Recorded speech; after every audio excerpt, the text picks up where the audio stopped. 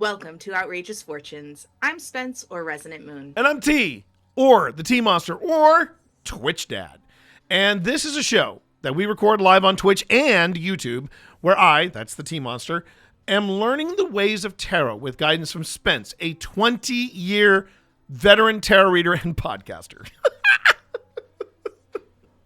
And during our time together, we turn the cards, read the definitions, see what patterns reveal themselves, and we might even go down a tangent or three along the way. That we do.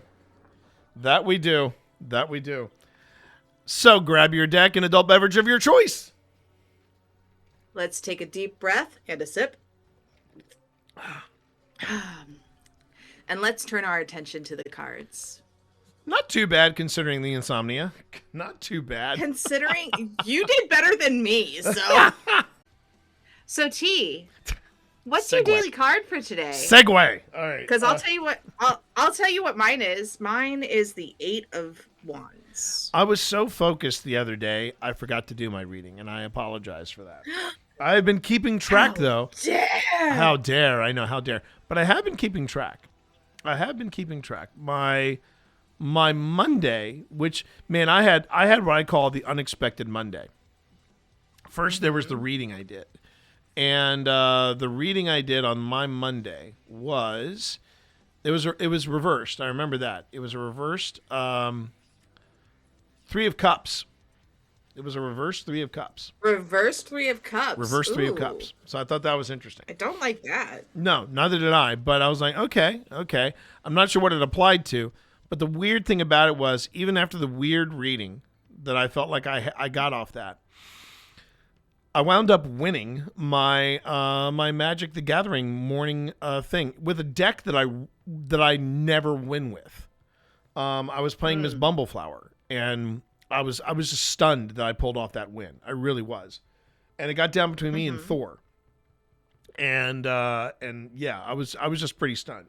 Now today's daily read, because I missed yesterday, so the cards might be mad at me, but let's see what today is. Oh, no, this is a new one, the Hierophant. I've never drawn the Hierophant before. So, and it's the Hierophant upright. So I'm gonna get a shot of that. So the way that this works, everybody, is that T is going to be pulling his cards. On my stream, I'm going to be pulling the cards that he draws just to show you what it looks like from the Crow Tarot. So I have the Crow Tarot here. The reason I'm using this and not my Mystical Manga one is because I've had to put some stickers on the Mystical Manga one because not all of it is stream safe. Oh dear. Oh, hello. Oh my. Yes, it's an situation. Speaking of, you might be seeing a new tarot deck in a month or two. Excellent. It turns out that the tarot deck that I've been waiting for, Sean over at Ghost Stop is actually getting from Mythic Hall, and it is the Crooked Moon Tarot, and it's done by Advantris. Advantris are the people that made the Crooked Moon module for D&D. And for anybody that doesn't know, you can see this on Thursday nights starting at 6:30 at the Mythic Hall on Twitch. I'm the producer of the stream, so I'm not on the stream, but I'm producing the stream. And the way I describe Crooked Moon to people is take the world of Sinners and then drop it into D&D. And they went so far at Crooked Moon that they said, Crooked Moon / Adventures, they said, we're going to design a tarot deck with this artwork. And it's a stunner. And I just fell in love with this world, and I fell in love with the mood, and then I tried to get their tarot deck. It wasn't working. And then Sean said, well, I'm bringing it into the store. And I said, well, then I'll buy it off of you. The current deck that I'm using, though. Sorry. That's okay. Say again. So Scott in our chat was saying it sounds like an After Dark stream deck, and I was gonna say, if I do a late night tarot session where people actually want tarot readings, stickers are coming off. The stickers are coming off. No, the stickers aren't coming off, but I will use it. Oh, okay. So anyway, I'm not trying to get banned. okay, so this is the Hierophant. This is my daily read. The Hierophant is Major Mhm. Arcana. And if you're noting the artwork, yes, this is from the tarot deck Wonderland Shadow Tarot, put out by Erethereal. And this was the deck that I bought on a whim because I'm a fan of I'm not necessarily a fan of the Disney adaptation of Alice in Wonderland, but I'm a big fan of Lewis Carroll's Alice in Wonderland Through the Looking Glass. And as you can see by the artwork of this is all inspired by both of those books. And the artwork is absolutely stunning. But when I got this deck, it was probably the deck itself. Now that I think about it, because man, this deck has been ruthless on me in a nice way. And it said, "No, you don't want me as a collection or a prop. You want to know how I work." So that's when I reached out to Spence, and now we're here. So here's the Hierophant. And I'm only going to do I'm not going to read the reversed definition. I'm just going to read the upright version. So this is the Hierophant. Upright, it means wisdom, conformity. The element is earth, and the astrology is Taurus. Now, we can talk about that after. I wanted to ask you about that, but let's jump on in. Perched upon a mushroom, the caterpillar smokes his hookah. Man, it's been years since I've smoked a hookah. Perched upon a mushroom, the caterpillar smokes his hookah, embodying the serene ancient wisdom of tradition and spiritual knowledge. Each puff of smoke imparts teachings steeped in time-honored practices, encouraging you to embrace the stability and reliability of the well-worn path of wisdom. And then on my end, the Hierophant Crow is pragmatic and does not take unnecessary risks. This crow appears at a time when a conventional approach is needed to resolve a situation or help further a project. This card brings a warning that now is not the time to think outside the box. Instead, seek knowledge from a well regarded institution or person. The Hierophant's role is to stand before others as a mentor and spiritual teacher. He is deeply connected with the divine and could represent guidance that comes from connecting with our higher self through a professional healer. Sometimes I think of the Hierophant as a priest, and sometimes I think of them as a therapist. Okay. Um, so yeah. All right. Uh, All or right. or it could be Grandpa. Be like, hey, Grandpa, how do I fix this?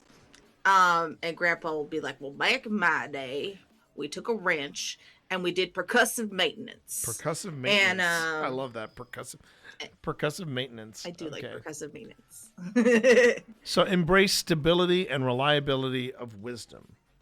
I'm assuming now. Does that necessarily mean my wisdom or like my judgment? Is that what the Hierophant is saying here? It's saying look at traditional forms of wisdom. Look at your traditional Huh.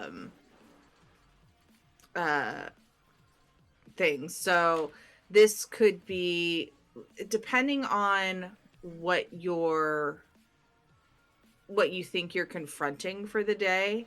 Okay.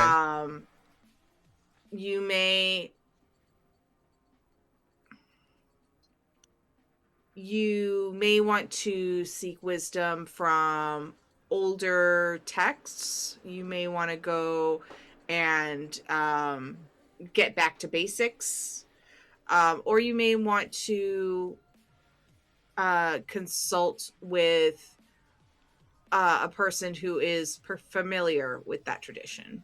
So basically, for me, it would be consulting a priest or going back to the to the Bible. Okay, interesting. Yeah. Or or if it's on an academic level, you're talking to a professor. Right. If it's a health issue, you're talking to a To doctor, a not a physician. holistic physician, et cetera, et cetera. Okay. Now this isn't necessarily part of the tangents, but I do want to have a quick conversation about this. So the Hierophant is Major Arcana. So it's not like a Two of Pentacles or a Six of Cups or anything like that. Right. And with the Major Arcana, you get element and astrology, which in this case the element is Earth and the astrology is Taurus, right? So my Mm-hmm. question is, what do the element Taurus, not Taurus? It's Taurus. not it's not Taurus. Okay, Taurus. So Yeah, here's my it's a bull. question. Yeah, I knew that. I knew that. But here's my question: what exactly is the significance of the astrology and the element with the tarot deck? Yes, Um, yes, exactly.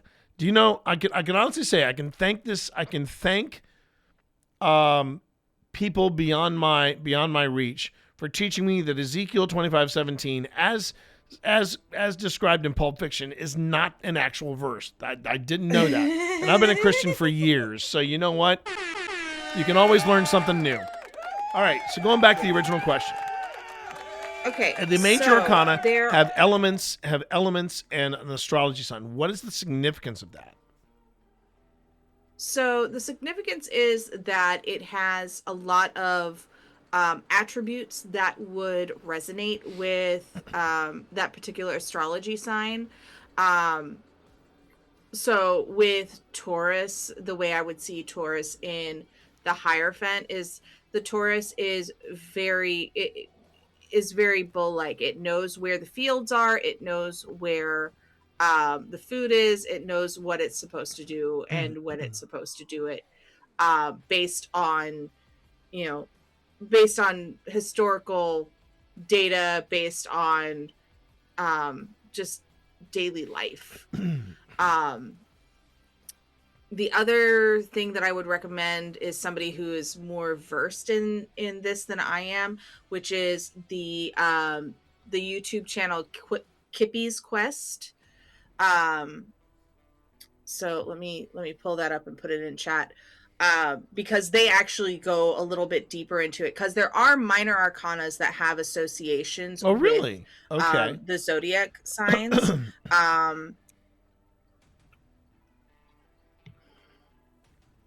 Let me pull up his YouTube channel. There it is.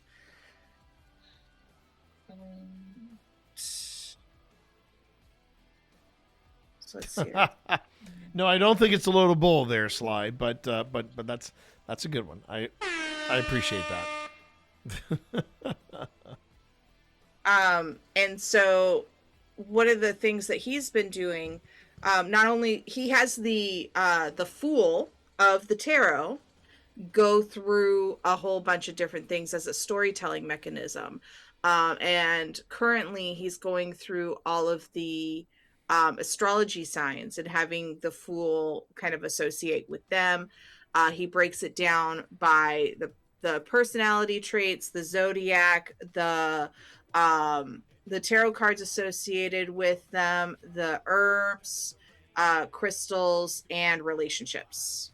Okay. And he goes into several different modalities, but it's in a very accessible uh, storytelling mechanic that doesn't feel like super haughty. It feels very entertaining.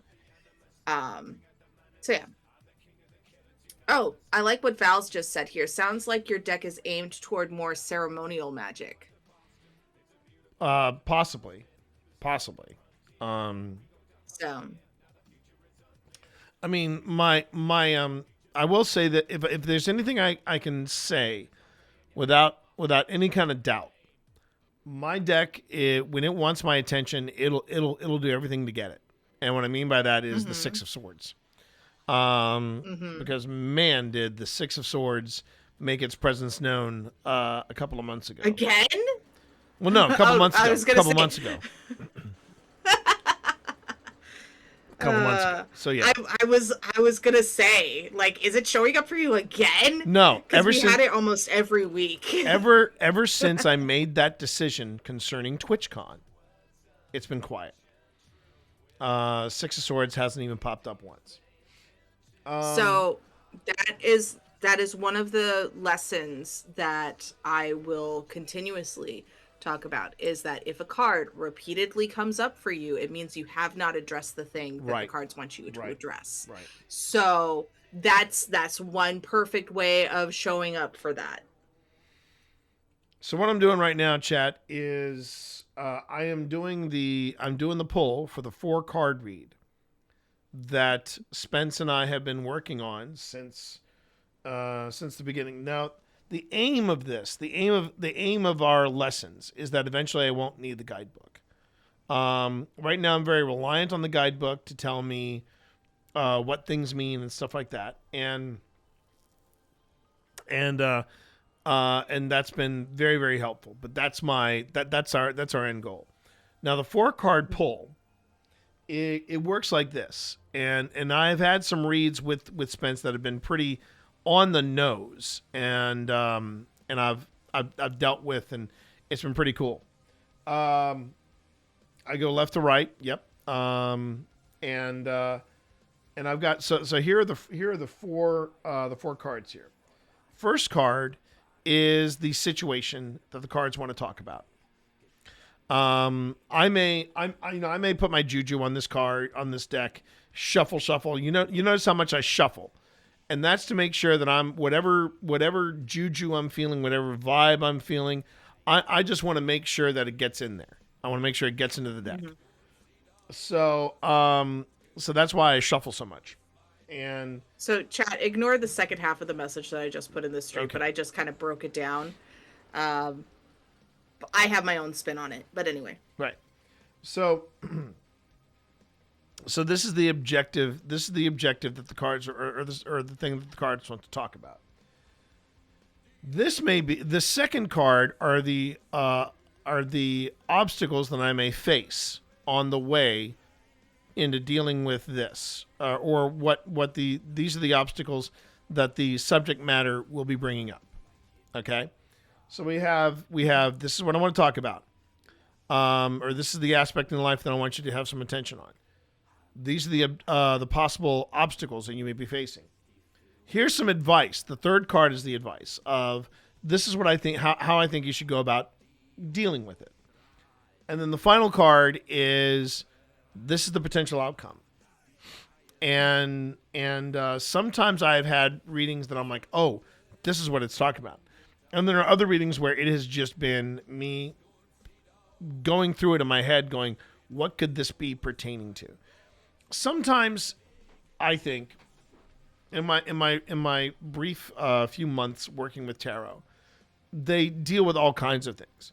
They're not always life-shattering things. Sometimes it could just be, what are you going to have for lunch? And then there'll be other things where it's like, no, you need to make, like in the case we were talking about with the Six of Swords. Six of Swords kept popping up. And before I get into this reading, I think it's worth just really, oh wait, I'm going to do it from my memory. The Six of Swords in a nutshell is you've got something in your life that is no longer beneficial to you. At least for now, you need to let it go.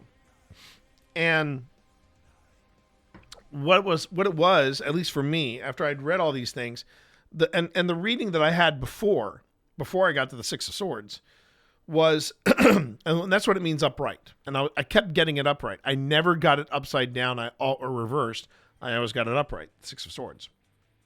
But the reading before, there were all these cards that had to deal with friends and feeling that I was left out. And, I needed to make a decision. And then came up the Six of Swords. And when I sat back and I started looking at it and I said, this has to do with TwitchCon. Because I had been struggling since January to try to figure out how am I going to get to TwitchCon this year. And with everything getting more and more expensive, I began to realize I may not be going to TwitchCon this year. But then I had just seen earlier that month, I think it might have been PAX East. And it was all these friends of mine from TwitchCon, but they were meeting at a different event. And I said, maybe I need to start focusing on another event. Maybe not TwitchCon this year. And it turns out that not only is TwitchCon happening in November, so is Magic the Gathering's MagicCon in Atlanta. And not only that, they are going to be premiering the Star Trek set down there. And on top of all that, while all this was going on, I had, around that same time, I got tapped by Convoke, pardon the pun, but I got tapped by Convoke to be an ambassador. And I started putting it all together. And the Six of Swords basically, you need to go at TwitchCon. I know it's your jam. I know you love going to it. And I know, I get that. But you might want to think about not going to TwitchCon. And I started to figure out that it would be far cheaper for me to take the electric vehicle down to TwitchCon. I could just map the trek and get down to get down to MagicCon far easier than I could get out to TwitchCon. Mm-hmm. And that was what that was one of the things that's what Spence is talking about with cards that kept coming up and coming up. So that was one of the sometimes these 4-card reads can be very, very can be monumental. Sometimes they are very esoteric. So you just got to come at this with an open mind. All that being said, let's pull the first. Let's flip the first card, which is the Three of Pentacles reversed. Three of Pentacles reversed. So let's see what that pertains to. All right, Three of Pentacles. Three of Pentacles. Upright, it means teamwork, apprenticeship, or learning. Reversed, it means competition, disharmony, carrying the work alone. Okay. Mm-hmm. Might know what this is pertaining to. Three sister shadow figures hold clocks symbolizing collaboration, teamwork, and the mastery of skills. So I'm just going to jump to the reversed. Reversed, the harmony of the sisters falters in the Three of Pentacles, indicating discord or lack of coordination. The verse Three of Pentacles warns against miscommunication or working in isolation, reminding you of the value of teamwork and collaboration. And then for the crow deck, the crafty crows worked together to build a structure enabling them to easily reach the cherries. The Three of Pentacles is a card of harmonious teamwork, but reversed, the team is not functioning well together because of too many egos involved. You may be feeling as though your ideas are not respected, and as a result, there is friction within the group. A change of work environment may be necessary to achieve harmony in your career. Okay. So, again, Pentacles is a very physical card. Its element is earth, and it usually deals with materialism, physical safety, etc. Right. Prosperity. So yeah. Okay. And we're good. Okay. All right. So that Three of Pentacles reversed is the situation. The objective, I think this is a new one for me. Oh, sorry, the obstacle. Yeah, yes, the obstacle. The obstacle coming away is the Five of Cups. Five of Cups upright. Five of Cups Where's upright. My cups? There they are. Let's see. So Five of Cups. Okay. Five of Cups upright. All right, here we go. So Five of Cups. Upright means grief, self-pity, regret. Oh. Okay. This is an obstacle. As with all fives, the Five of Cups puts one in the face of adversity. Scattered teacups surround a distressed figure, embodying the sorrow and regret that comes with loss and disappointment. The Five of Cups is a card of emotional turmoil, where the pain of past events clouds your present, making it difficult to see the path ahead. While this card acknowledges grief, it also reminds you, not all is lost. Okay. And for the Crow Tarot, the Crow of the Five of Cups stands on a riverbank consumed with loss and unable to find the path out of despair.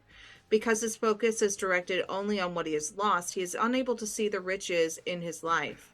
The Five of Cups suggests that you move away from the mindset of lack and look for areas in your life that are positive.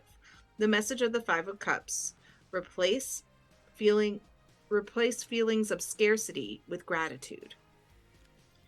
This is very similar to the Five of Pentacles, where, and I'll pull it up on my stream for people to see. But the Five of Pentacles also is a lack mindset, where it is dealing with scarcity and who is there beside you when you're in that scarcity. But with the Five of Cups, and it's being very emotional. In the Five of Pentacles, you have somebody with you, going through it with you. But when you're dealing with grief, as much as other people can support you physically, you have to go through that grief journey on your own. So that's one thing that I wanted to point out, because it's a new realization for me. Okay. I've been doing this for 20 years. I still learn new things and I still make new connections. All right. So here's the advice. And keep in mind, I just want to show this to everybody. You'll notice I'm not flipping them over, or I'm turning them all on the horizontal. That is a conscious choice. When I was talking to Spence about this, Spence said, doesn't matter if you flip them over. Doesn't matter if you flip them over on the horizontal or the vertical, so long as you do it consistently. So that's kind of what's happening here. And the next card up. And the funny thing is, I still get nervous when they're reversed. But reversed does not always mean a bad thing. It just means it's reversed. And this is the Queen of Pentacles reversed. The Queen of Pentacles reversed. Okay. Queen of Pentacles. Gold digger. No. Go ahead, girl. Go ahead. Get down. Queen of Pentacles. Now, upright, she means nurturing, feminine, provider, business-oriented. Reversed, she means work, home, conflict, gold digger, materialistic. But we ain't saying she gold digger. Okay, a regal figure. Cradling a clock with grace represents the Queen of Pentacles, embodying nurturing practicality and the mastery of the material world. Reversed, the Queen of Pentacles warns against neglecting your emotional or spiritual well-being in the pursuit of material success, urging you to find harmony in all areas of your life. Okay, maybe this is what I think it's about. Maybe this is what I think it's about, but okay. And for the Crow Tarot reverse, the Queen of Pentacles is the mother who smothers or pecks incessantly at her loved ones, including anyone who crosses her path. She is overbearing and controlling in all situations, from protecting the nest to foraging for food. It is her way or no way at all. The energy at this time is fear-based and manipulative, and as a result, there is a lack of harmony. And you got to figure that people who are overbearing and smothering, they are coming from a place of fear. They're trying to control things because otherwise bad things might happen, right? And they can't stand the thought of bad things happening. That is coming from that's coming from a place of fear but good intentions and making things worse. Whereas, you could also deal with somebody like that who has bad intentions because they just want to be in control, but that's a villain arc. Yeah, that is. All right.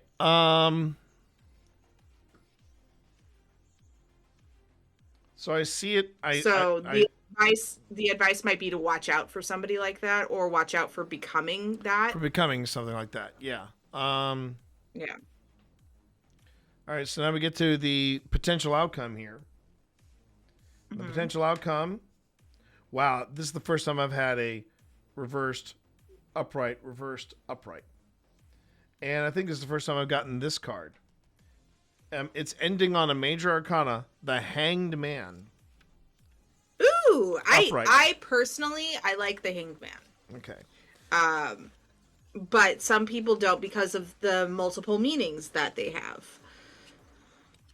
Well, I got to get a closer look at it because from a distance, it looks like a xenomorph. But it is not. It It, is it not. like it does, it does. And then on my end, this is the crow reverse. I need to show the We need to get you chat. an overhead cam. Need to get you an overhead cam. I Well, think we can so make that work. I have an overhead cam. This is what this is. But if I try Oh. to do that through Stream Together, you get Streamception. Ah, you get Streamception. Oh, that's interesting. Okay, good to know. All right, so here's the Hangman upright. Pause, surrender. Element is water. The astrology is Neptune. The Dormouse hangs upside down, serenely viewing the world from a different angle, embodying the essence of the Hanged Man. This card calls for a pause, a moment to surrender and let go, allowing you to see things from a fresh perspective. It encourages creative thinking and the ability to find wisdom and stillness, reminding you that sometimes stepping back is the key to moving forward. And for the Crow Tarot, the crow hangs from the blossoming cherry tree, allowing his wings to fall in complete surrender. He stays still, leaning into the position and allowing the blood to rush in to nourish his brain. Away from the raucous noises of the roost, he has let go and is at peace. It is in the silence he will discover the answers he needs to help move a project or desire forward. Hmm. The hanged man asks you to put the situation or plan on pause so that you can look at it from a different angle. There may be a vital element that you are missing, and the result may be a longer delay. The hanged man may suggest getting away from the situation both mentally and physically so that you can recharge your energy and approach the issue with renewed vitality. This card may also represent a project put on hold due to external force out of your control. The only course of action is to wait patiently. And that to me sounds like what you were talking about with the YouTube algorithm and how Yeah. they don't reward people for taking a break, whereas bigger content creators, they don't mind that so much. Well, Um, yeah. But yeah, but you see, that's the, for the lack of a better term, that's the problem, right? yeah, that's the Um, crux of the issue. yeah, and I was saying that up to this card, up to the card that was the one for the advice. I was saying that this had everything to do with the current schedule or the current workflow that I'm keeping right now with Old Spirits, because this Mm-hmm. is I had a what I guess the best way to describe it is I had a soft buffer. I had a lot of episodes that were done, but they just weren't assembled and put together and then put up on YouTube to simmer. So I don't really have a buffer where I can go hands off and I can step back and I can look at it. Um, Mm-hmm. but I have a feeling that's what the Hangman is trying to tell me. Is it's like, look, Mm-hmm. once you get that buffer, take a moment. Just don't edit. Right. Don't do nothing. Just take a look. Take a look back, and because yeah, I do feel like I'm a little. I don't want to say I'm overwhelmed, but I am a little stressed out, Mm-hmm. and I've got to And figure that's out. fair. Yeah, and I've got to figure out what the next step is for me to push Old Spirits forward. um, Well, I mean, you've got a lot of changes that are currently happening for you. So it may be a moment to breathe for a second and figure out, okay, how does this new schedule that I've got work with what I'm doing for Old Spirits? And you know, what changes are happening there. yeah, Um, and and one of the things that I've been very uncompromising on, and I'm not sure where that fits in here, but the one thing I've been uncompromising on has been, um, I I know we need to feed the algorithm in order to keep the algorithm alive. The problem that I have is that I don't want to necessarily uh, I don't want to necessarily burn out. And I've been seeing some other teams either slow down or just burn out completely. And they're also, and I even saw one team actually. I'm actually seeing them completely change their focus, and now they're getting into app development. And I while I respect that, I'm like, well, that's not necessarily what you set out to do, but okay, you do you. Um, but I don't. But I will say, do I covet their numbers? Oh God, yes. Um, Yeah. I look at the amount of subs they Um, get. I look at their views, and I just go, I'd love to have those numbers, but I don't want to necessarily do what they are. I actually met one of these teams last year, and the way I looked at it was, I mean, I was just kind of stunned at how, I hate to use this term, but it's the only term I got, how miserable they were. They were just absolutely miserable. They were going week by week. Um, they were going week by week doing an investigation on investigation. Now, me personally, I wish that I could do this full time. I wish I could do mhm. this full time, but I don't. But the one thing I wouldn't do would be what they're doing, which is they're investigating, turning around in the week between investigations. They are so they're basically investigating a place a week. But in the week in between each investigation, they are editing and producing the episode, getting it online, and then going to the next, and then they immediately go right to the next one. And I'm sitting there going, I'm asking myself, well, where are you getting the time? Where are you getting the time to Mhm. investigate? And then they came on. They said, we're going to take a break. It's like everyone was like, great, you deserved a break. They took 1 week. I'm like, that's not a break. That's taking a breath. And when Yeah. we take a break, um, we basically say, all right, it's Halloween. We're taking a break. We might do, if we have time, we will do a holiday special. And going back to the tarot read, part of the reason why we didn't have a holiday special is because I'm the only one that knows how to edit.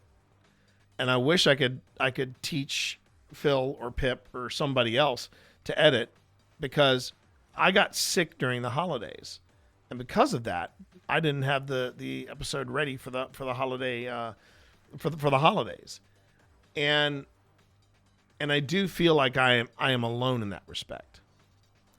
Yeah.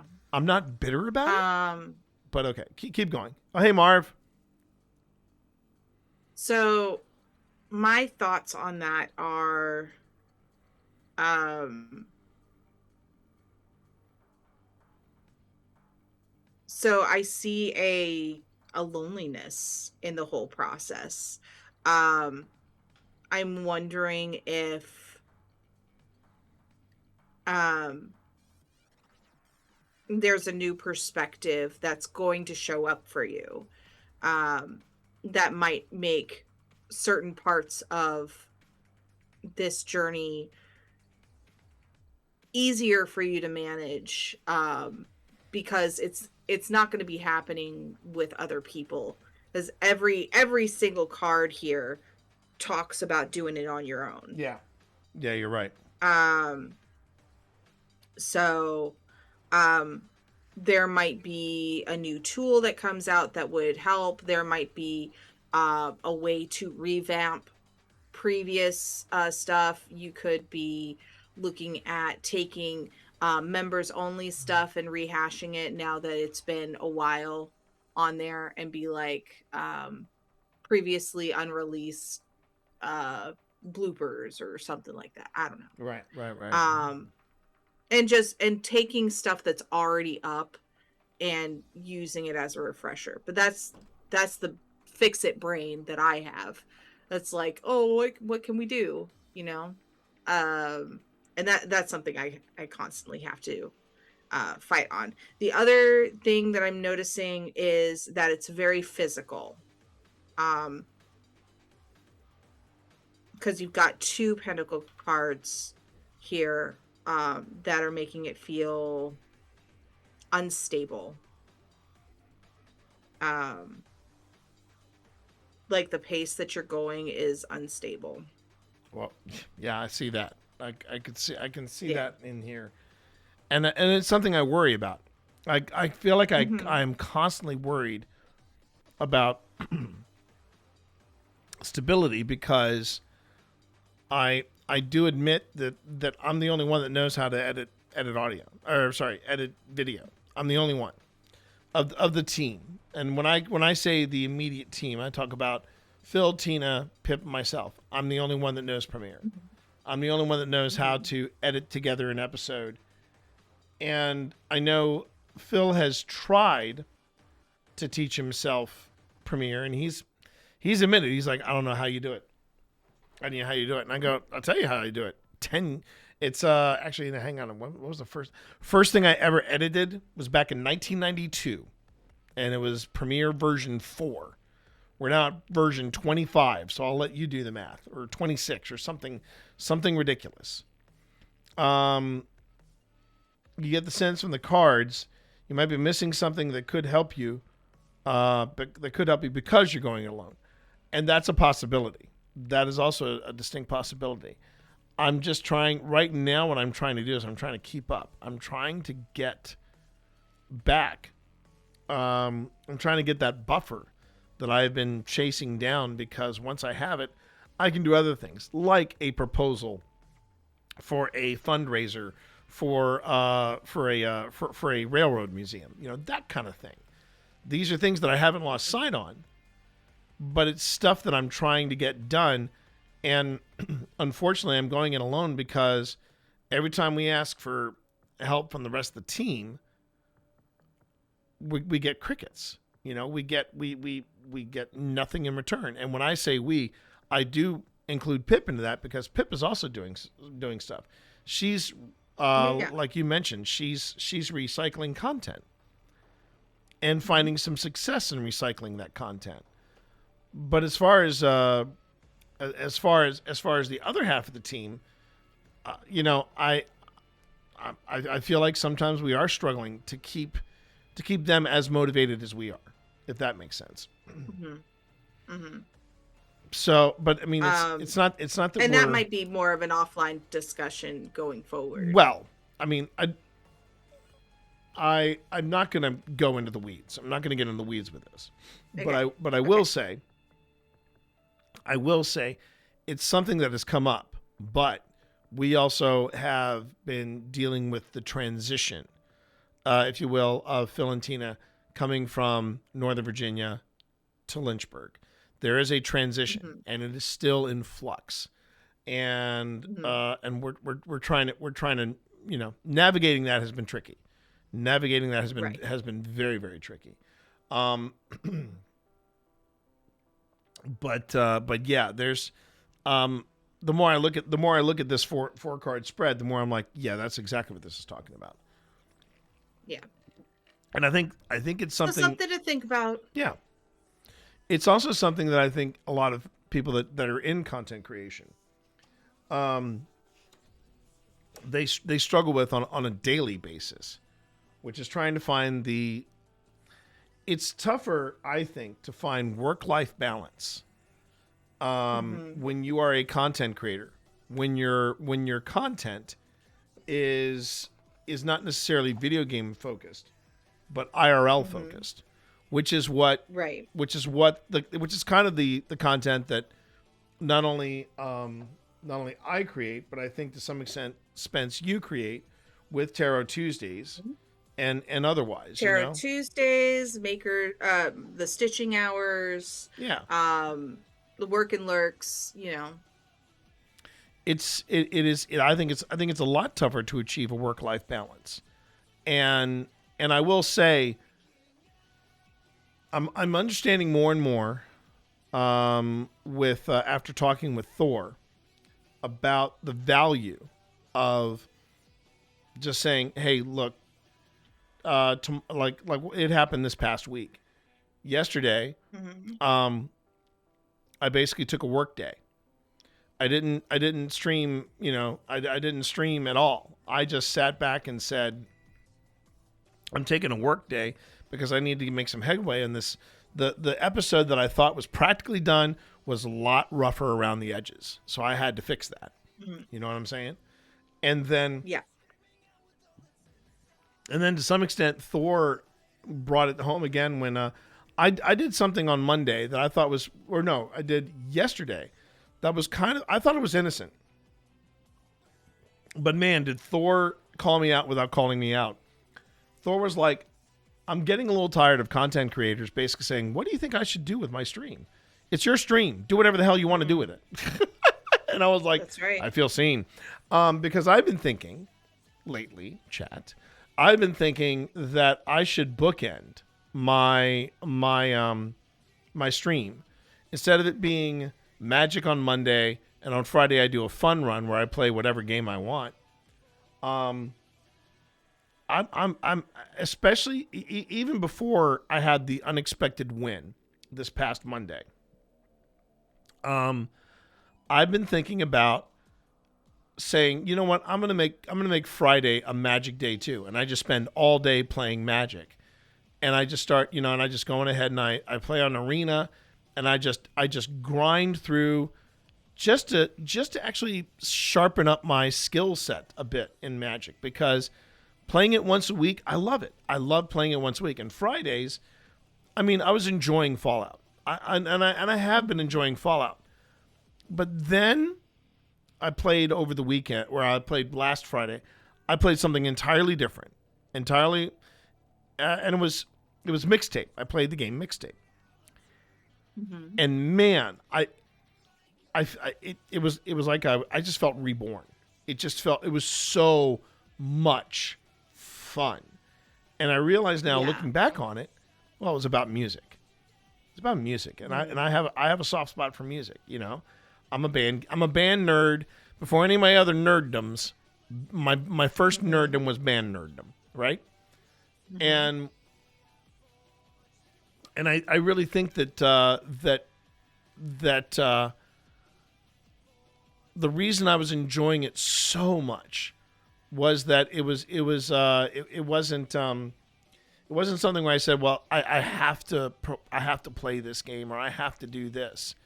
It was straight up, I'm having a good time. And I think back and I go, well, you know what? When do I also feel that way? I feel that way when I play Magic. So why not going ahead, settle in, and just spend a day saying, spend my Fridays saying, okay, we're going to go into Arena now. And then I can work up to some of the things that I haven't had the time for, like blind drafts and limited drafts and all these different things that I haven't done yet. I haven't even tried yet in Arena. And those rounds will actually benefit me when it comes to playing Commander. And so yeah, it was just an interesting conversation. But I'm realizing more and more that that divide of being able to take a step back, and it's getting harder and harder for me to do. So make of that what you will. Whew. This has been another deep reading. Exactly.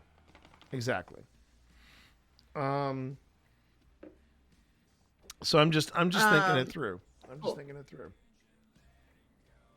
Sorry, I had to make a note for a topic that I want to cover at some point. Okay. Good on you. Yeah. I'm trying to be organized, guys. I can be organized in a lot of things, but with tarot, I find that I fly by the seat of my pants more often than not. And because I give myself either a time limit or a card limit, I second guess myself a lot less. I'm a chronic overthinker. So,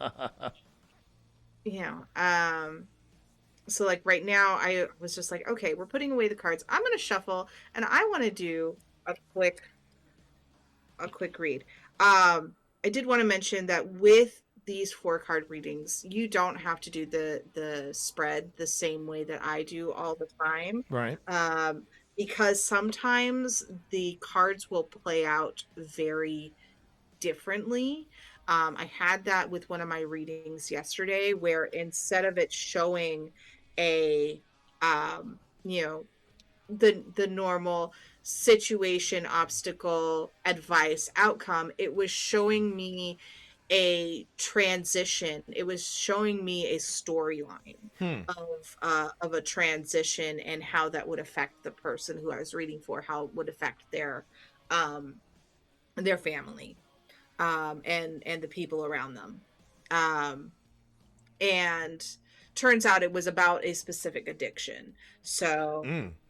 Okay. we we got to talk about it, and it was a great reading, but overall it had came down to willpower. Right. um so there's that. uh and then I don't think we've gone on so many tangents today. Well, no, actually, I feel like this has been a But it's focused. This has been pretty focused episodes compared to some of our previous episodes where we've been all over the place. I got a little. I admit I got a little heavy in my word salad because I was trying to focus on the four card. processing. Yeah, I was processing, and I was also, Mhm. saying, "Hey, I'm not mad about this. I just realized this is the situation I'm in." Right. And that's the tricky bit. It's Hmm. recognizing the situation that you're in, and you're like, "Yeah, but what are my options?" Because Hmm. if it isn't me, it doesn't get done. You know what I mean? At least Right. in this situation when it comes to editing for old spirits, yeah. Hmm. So I just pulled four cards just at random. Okay. Um, and so situation at hand, you want to feel like you're on top of the world as the King of Pentacles. But what's in the way is the Knight of Swords. The Knight of Swords always wanting to move forward so fast that um, things can get rough, things can get missed, corners can get cut. So the advice is the Six of Pentacles, asking you to balance things, with the result of the Nine of Wands, which is a perseverance, um, and finally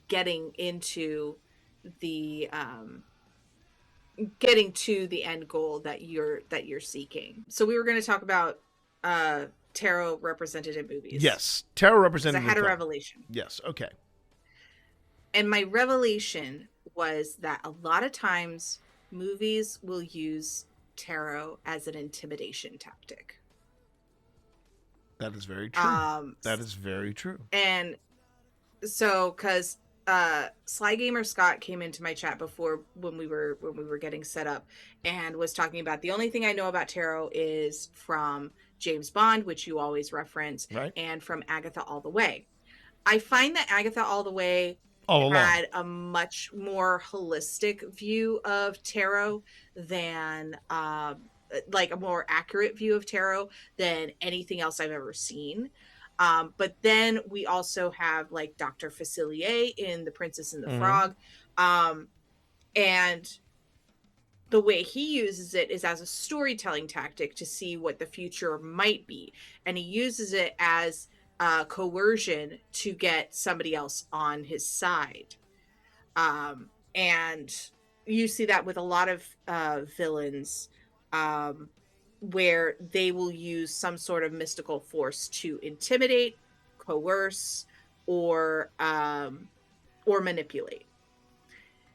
So that using tarot like that is how a lot of stigmas happen.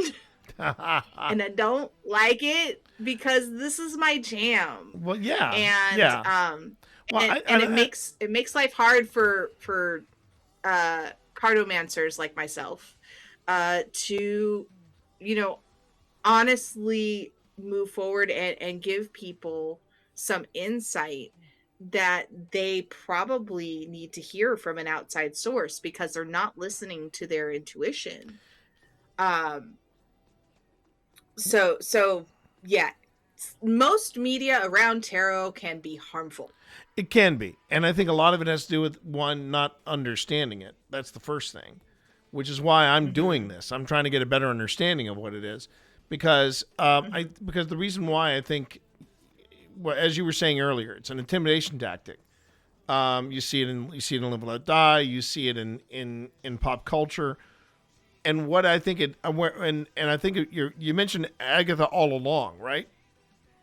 Was Yeah. Agatha All Along? Right. Okay. So I haven't seen Agatha All Along yet, so I'm now even doubly fascinated that I really want to see So, it. I know it's very good. oh, Well, it's so you good. had me at Catherine Hahn. Come on. I mean, Right?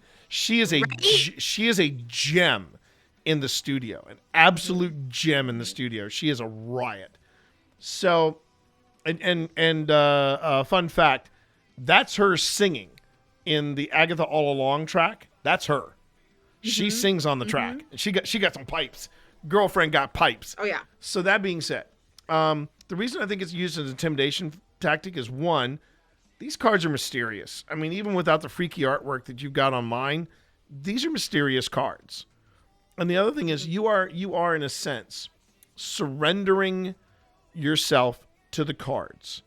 You are giving control of yourself, whether you're doing it for fun or whether, like you and I have talked about before, with people that are there are some people that grow an addiction to the cards, similar to that addiction that I was Because talking they about. can't make Right, they can't make they're decisions. afraid of making the choice themselves, and Right, so they want to have something else to blame. exactly. It's similar to the Twilight Zone episode I was talking about with the Shat. And what I was about to say was that I think it's that release of control, that release of putting, Jesus take the wheel, if you will. Of just, we're Mm-hmm. going to go on ahead and we're going to let the cards, tell me what to do, or decide my fate. And for a Hollywood writer, that's crack. That's like, oh, this will be fun to play Mm-hmm. around with. And now you have cards coming to in the movie Tarot. You got cards coming to life, and basically becoming they're basically becoming the Michael Myers of that film. Mm-hmm. And it's there's another problem, and again, that's where you see, like, when I started doing this, quite a few people in my chat were saying things like, well, what happens if you draw the death card? I'm like, then I read it. Death does not mean Mm-hmm. death.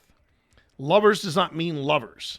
And I think and a lot of that can be traced back to James Bond in Live and Let Die, because that was, they were hinging the entire movie around tarot. Now, I don't know if the book does the same thing, but man, did the one of the what is still considered one of the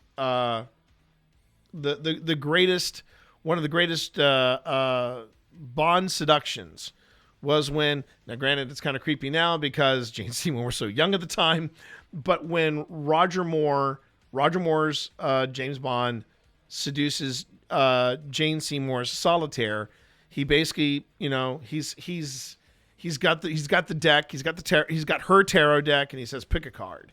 And she picks cards, and it's the lovers. And he goes, the cards say we'll be lovers. And then he's doing the James Bond thing.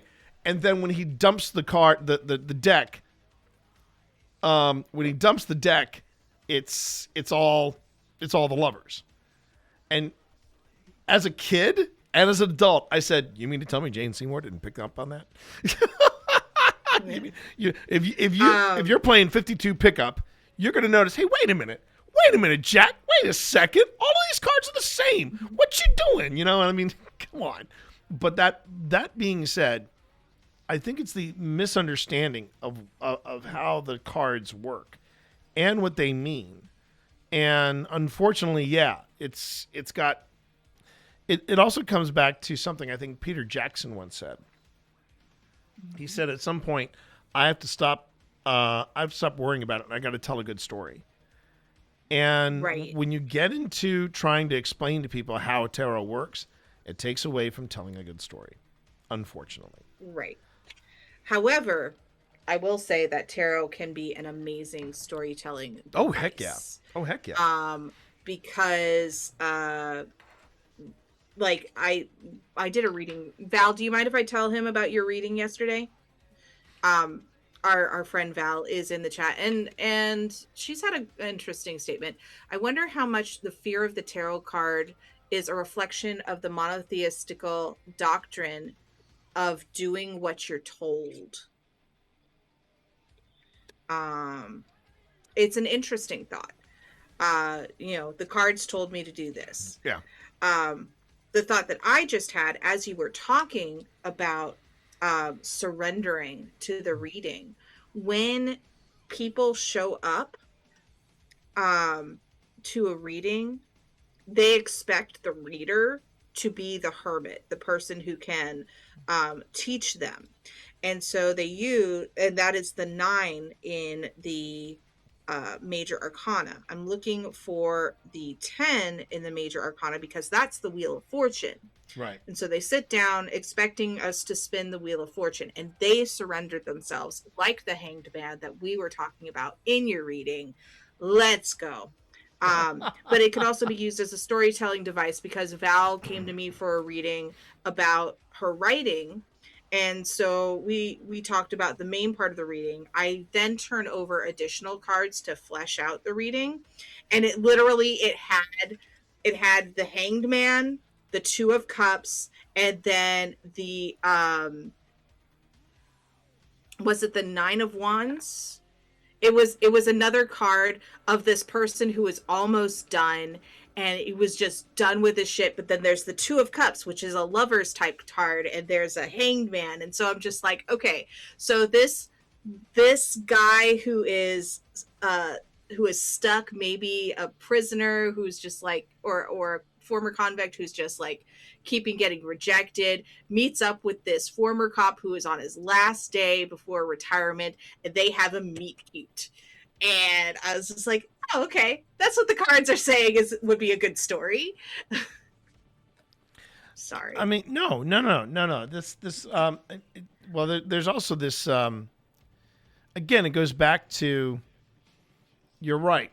The cards. If there was an easy way, and I do put big quotes around easy. If there was an easy way to explain how tarot card works, or an easy or a better way to represent tarot in entertainment outlets, yeah, Mm-hmm. I mean, it would be great. The problem is that it's about drama. That's what keeps people engaged. And that's what keeps people, what brings people in. It's the drama, and unironically, I get to use a phrase that is ironic. All roads lead to Formula One. Here's where I'm going with this. Chat. So, as many of you know, I am a massive fan of Formula One. I was never a gearhead as a kid. I mean, my parents took me to stock car racing. I found it boring as hell. And then in my later in my life, I'm flipping through during the pandemic, and I come across Drive to Survive. And what I'm seeing is people taking it's like stock car with one exception. Instead of it being a round circle, we got bends, we got twists, we got turns, we got hills, and I'm like, okay, this I can get behind because we're taking these twists and turns at freaking 200 miles an hour. Okay, talk to me, Hudson. And and of course, I got the pushback from some serious Formula One fans going, "Oh, you discovered us through Drive to Survive," and I'm like, "Yeah, what's the problem with that?" And what's funny is that and I realize it now. I haven't watched a season of Drive to Survive since really getting into Formula One, and now just watching Formula One. Because what I found out later was that there was an incident where it was Daniel Ricciardo and Lando Norris. They were Team McLaren at the time, and they were watching a clip from Drive to Survive. And what they had done is they had edited it. They had edited previous discussions they had about other drivers, and they put it in a montage to make it look like they were talking about each other. And at one point, Lando and Ricky are watching this footage with a live audience, and they look at each other and they go, "When did you say that?"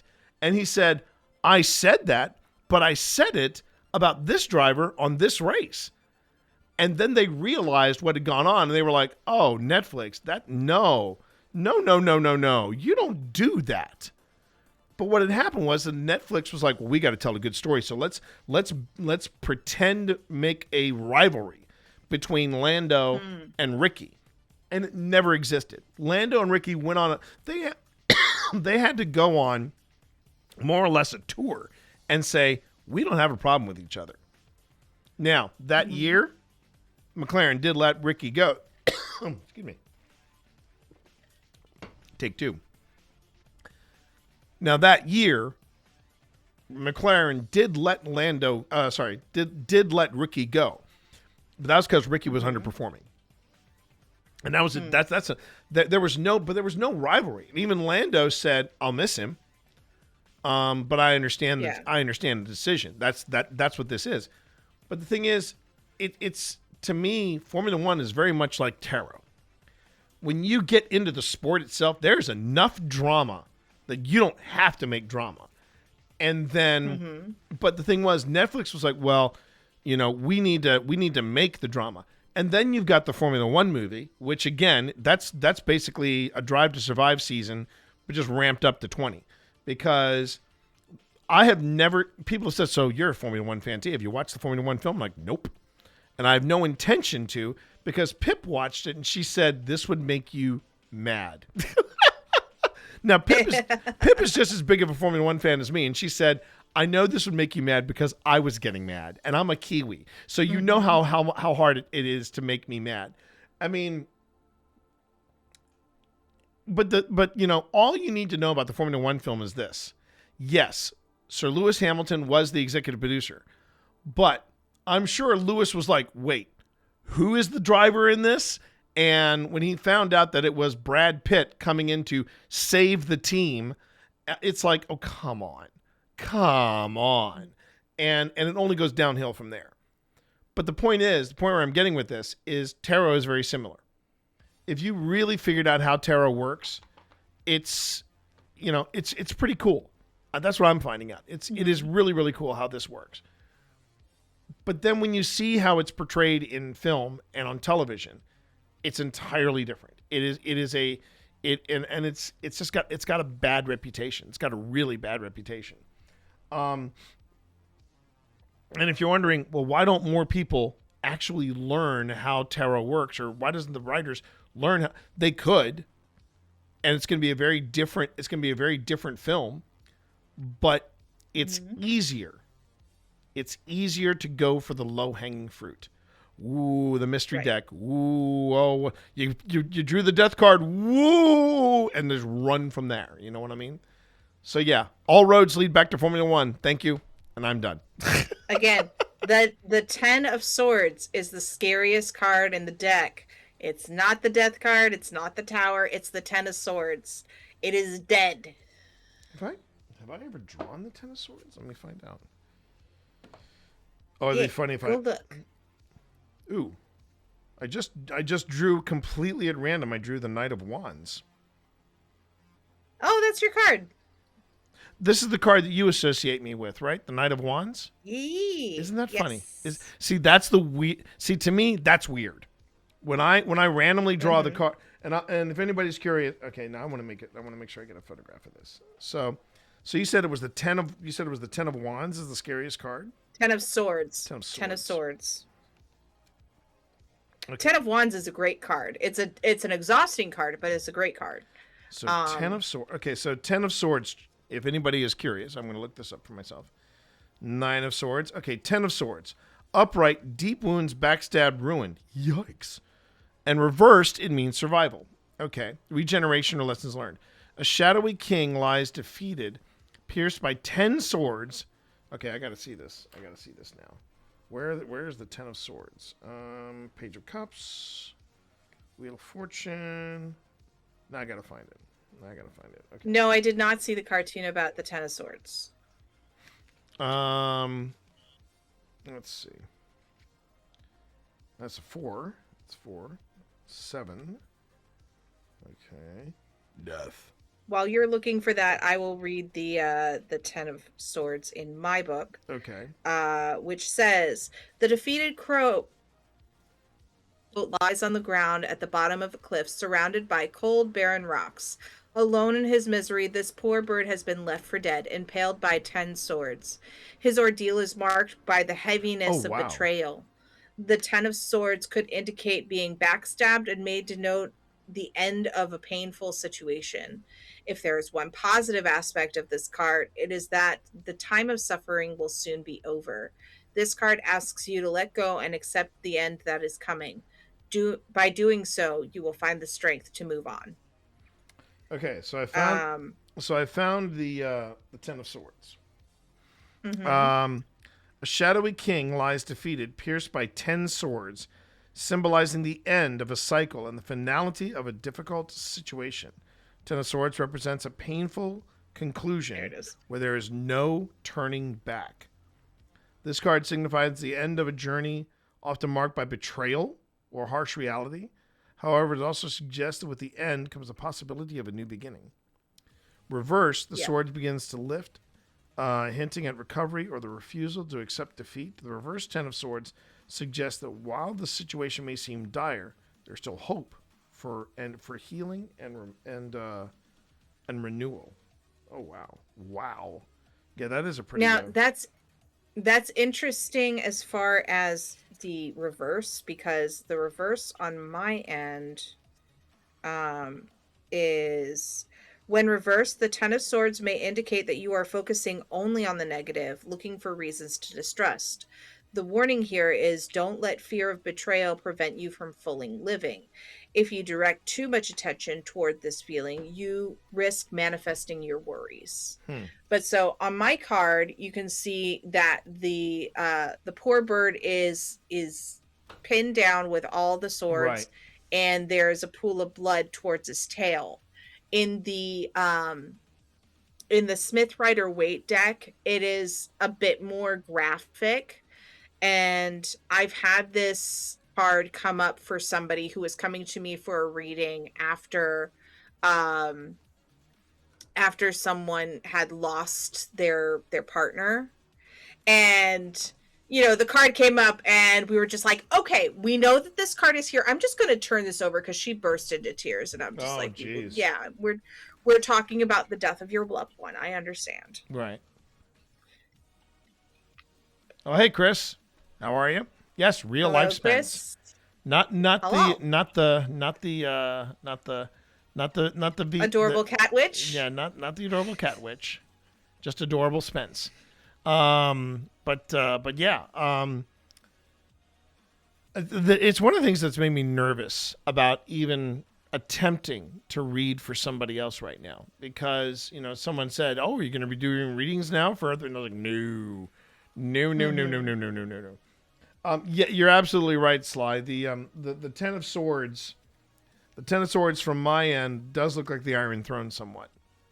It does look like the Iron Throne. The Iron Throne killed so many kings and killed so many people. So I mean, appropriate. Exactly. And then of course, this is the one. This is the card that Spence associates with me, and I'm reading it. I understand Ra, courage and free spirit.